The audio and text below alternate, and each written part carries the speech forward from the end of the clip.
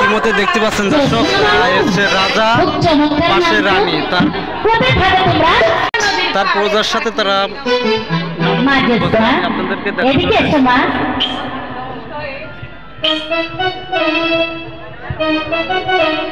তোমার গানা নাম থেকে আমি সন্তুষ্টের মালাটা আমি তোমাকে উপহার দিলাম মা।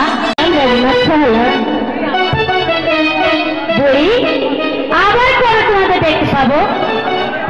ও রানীমা, আমরা লক্ষা নদীর তীরে ওখানে থাকি, যখন দেখবার ইচ্ছা তখন খবর দিলে জাপানা।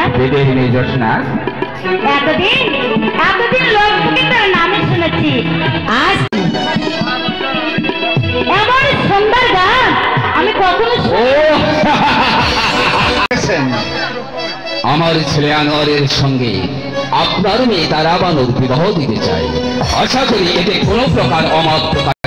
সেই কথাই ভাবছিলাম কিন্তু আমি ভয়ে বলতে সাহস পাই। আনোয়ারের সঙ্গে এতে অমতের কি কারণ থাকতে পারে? যাবো তাহলে আর দেরি নয় উজির সাহেব, শুভ দিন দেখে বিবাহ কাজটা সম্পূর্ণ করে নেওয়া যাক। কেননা বুড়ো হয়েছি, কখন জানি পরপারের ডাক। আপনার আদেশ আমার আগামী শুক্রবারের দিন বিবাহের দিন ধার্য করা হইল। যান, বিবাহের আয়োজন করুন। কি আপনার আদেশ আমি অক্ষরে পালন করব। বিবাহটা আমি ঠিক করেছি, আমি চাই ওরা সুখী হোক, তাতেই আমার পরম সান্ত্বনা। কাজটা আমি ভুল করে নিতে বেগম।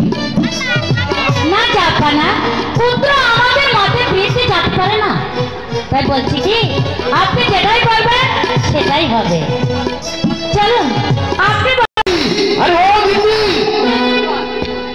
বড় সুসংবাদ দিদি, উজিরের মেয়ের সঙ্গে রাজার ছেলের বিয়ে। মহারাজ আমাকে ডেকে বললেন, বুড়ো হয়েছি, কবে পরপারে। আরে তোমার ছোট বোন তারার সঙ্গে ওই রাজকুমারের বিয়ে। তাহলে আমার বিয়ে বাবা? আমি তো বিয়ের উপযুক্ত হয়েছি বাবা। তবে তোর বিয়ে ওই তারার বিয়ের পরে হবে। এখন যা এই রাজ্যময় এই সুসংবাদটা ঘোষণা করে দিয়ে আমিও যাচ্ছি। আত্মস্বজন যেখানে আছে সবাইকে আমি আমন্ত্রণ জানাতে।